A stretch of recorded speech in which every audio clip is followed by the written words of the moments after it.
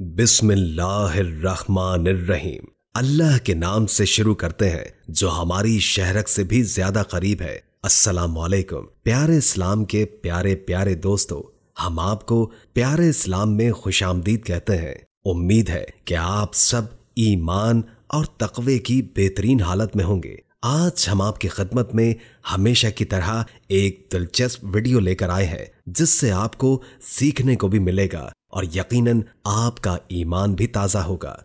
Video शुरू करने से कबल नए आने वाले दोस्तों से दरखास्त है कि इस वीडियो को लाइक कर दें और चैनल को सब्सक्राइब कर दें और बेल आइकॉन को भी प्रेस कर दें और दुरूद पाक से होने वाली महफिल का हिस्सा बनने के लिए नीचे कमेंट में अपना नाम तहरीर कर दें।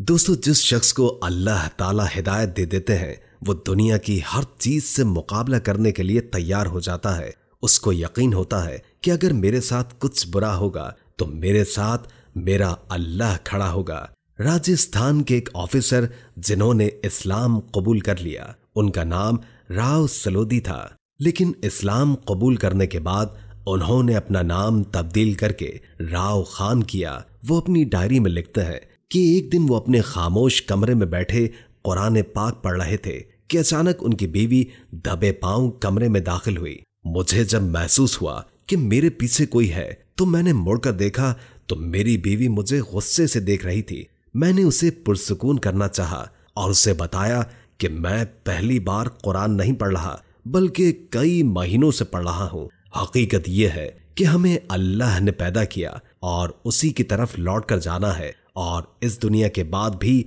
एक जिंदगी है। मेरी बीवी बात के दरमियान में उठकर चली गई। मैंने देखा कि वो अपने दुपट्टे से आंसू साफ कर रही थी। मैं बहुत अफसुर्दा हो गया और मुझे उस वक्त एहसास हुआ कि वो लोग जो अपना मजहब छोड़ते हैं उनको किन मुश्किलात का सामना करना पड़ता है। और ये सच भी है, बल्कि हमारे लिए सबसे ज्यादा मुश्किलात हमारे अपने ही खड़े करते हैं। ऑफिसर की बीवी उनसे नाराज हो गई और उनके बच्चों ने भी उनसे बात करना छोड़ दी। उनको यूं महसूस होता कि उनको अपने ही घर में छुप कर रहना पड़ रहा है, जैसे उन्होंने बहुत बड़ा गुनाह किया हो। लेकिन प्रोफेसर कहते हैं कि मैंने अपनी बीवी से दोबारा बात की कि जरा सोचो, हमारे बाप दादा ने डॉक्टर अम्बेडकर की सिर्फ एक आवाज पर अपना धर्म छोड़ दिया था, लेकिन इस सब को छोड़ने का क्या फायदा हुआ। हम फिर भी जिल्लत की जिंदगी जी रहे हैं। आज भी हम पर जुल्म और सितम के पहाड़ टूट रहे हैं। हमारी औरतों पर जुल्म होते हैं।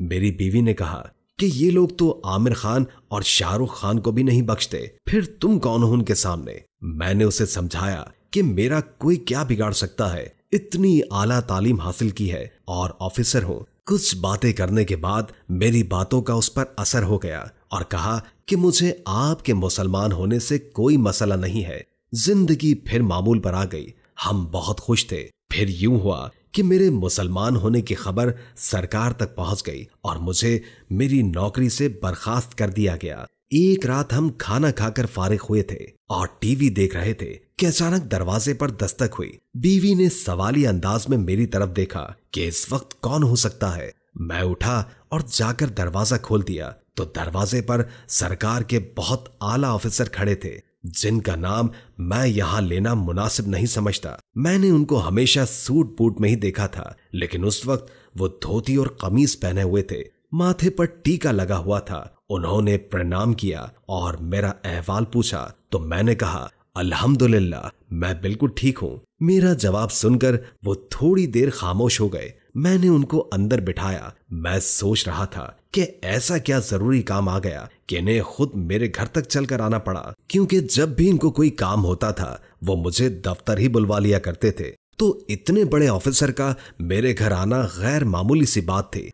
कुछ देर खामोश रहने के बाद वो बोले कि तुमने प्रेस कॉन्फ्रेंस करके वीआरएस ले लिया और हमें बताया तक नहीं। मैं खामोश रहा। फिर उन्होंने मेरी तारीफें करना शुरू की कि तुम्हारे जैसा ऑफिसर हमारे पास अब कहाँ। फिर उन्होंने मुझे बताया कि उन्होंने चीफ मिनिस्टर से बात की है कि हमें ऐसे काबिल ऑफिसर को हाथ से नहीं जाने देना चाहिए। मैंने उनसे पूछा कि चीफ मिनिस्टर ने फिर क्या कहा। उन्होंने कहा चीफ मिनिस्टर मेरी बात से मुत्तफिक है और वो तुम्हारी तारीफें भी कर रही थी। मैंने कहा कि उनको तो फिर दुख हुआ होगा। उन्होंने कहा हाँ, उन्हें दुख तो बहुत हुआ है, इसलिए मैं तुम्हें मनाने आया हूँ। हम एक प्रेस कॉन्फ्रेंस का इंतजाम करते हैं और उसमें तुम्हें चीफ सेक्रेटरी बनाने का ऐलान करेंगे, लेकिन बदले में तुम अपना मजहब छोड़ोगे। मैंने कहा, ऑफिसर साहब, आप एक तजर्बाकार आदमी हैं और आप अच्छे से जानते हैं कि जब एक ऑफिसर किसी चीज का फैसला लेता है तो वो उसका आखिरी फैसला होता है,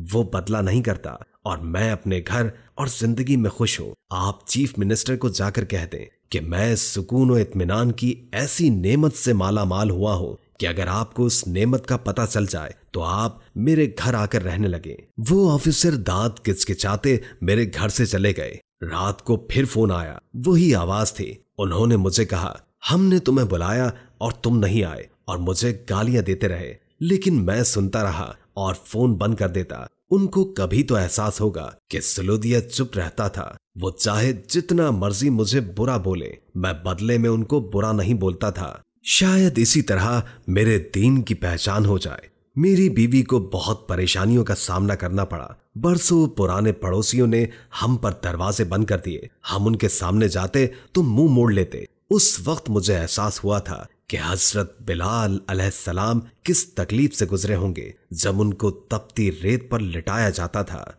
और मेरे रसूल सल्लल्लाहु अलैहि वसल्लम पर क्या गुजरी होगी जब ताइफ वालों ने उनको पत्थर मारे होंगे, जिसका गम आप सल्लल्लाहु अलैहि वसल्लम सारी जिंदगी नहीं भूले थे। मेरे लिए तो ये मुश्किलात कुछ भी नहीं, मुझे बस हक और इस्लाम का साथ देना है। दोस्तों, हमारे इर्द गिर्द ऐसे लोग मौजूद होते हैं जो हमारे प्यारे इस्लाम में नए होते हैं। वो उस वक्त बहुत मुश्किलात का सामना कर रहे होते हैं। वो मुश्किलात माली भी हो सकती हैं और दीनी भी। चूंकि वो नए होते हैं तो वो दीन को समझने की कोशिश कर रहे होते हैं, तो इसलिए हमें चाहिए कि उनके इस मुश्किल वक्त में हम उनकी हिम्मत बने और उनकी हर तरह मदद करें। और ये बात जहन में रखें कि अगर मसला शरई है तो उसे किसी आलिम के पास भेजें, क्योंकि आम शख्स उस तरह रहनुमाई नहीं कर सकता जिस तरह एक आलिम कर सकता है।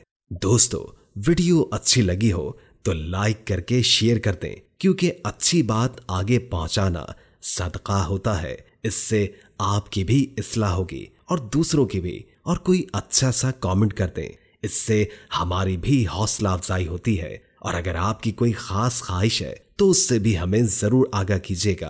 दोस्तों से दरखास्त है कि इस वीडियो को लाइक कर दें और चैनल को सब्सक्राइब कर दें और बेल आइकॉन को भी प्रेस कर दें। और दुरूद पाक से होने वाली महफिल का हिस्सा बनने के लिए नीचे कमेंट में अपना नाम तहरीर कर दें।